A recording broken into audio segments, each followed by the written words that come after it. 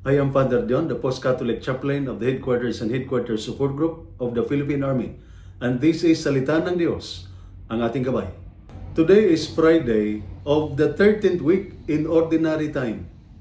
Today's scriptural readings give us two beautiful pictures.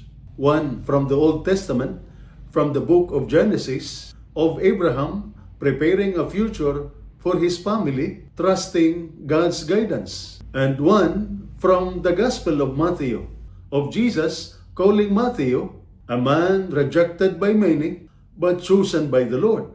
In the book of Genesis, Abraham sends his servant to find a wife for his son Isaac.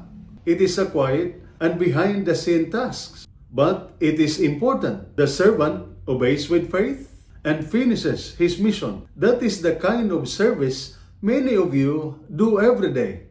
Quiet, faithful, and often unseen. But it keeps families together, keeps our army strong, and moves God's plan forward.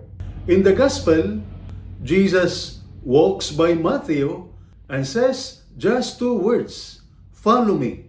Matthew was a tax collector, not well-liked, not admired. But Jesus saw something more in him. He saw the heart. And Matthew followed.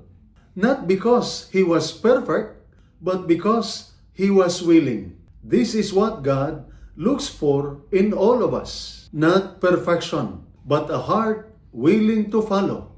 As soldiers, workers, parents, and dependents, we all have our flaws. But God still calls us, "Come, follow me."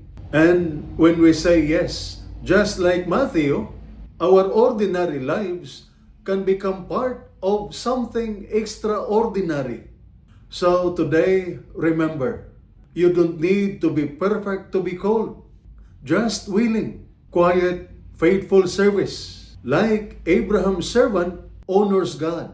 And every yes we give to God, no matter how small, moves heaven's plan forward. And this is Salita ng Diyos, ang ating gabay. Let us pray. Lord God, thank you for calling us. Not because we are perfect, but because you love us. Bless every soldier and their family, those in camp and those deployed, those in uniform and those who wait at home. Give us the heart to serve with faith, the strength to face challenges, and the humility to say yes to your call each day. Amen. And may the Almighty God bless you and your family, the Father, the Son, and the Holy Spirit. Amen.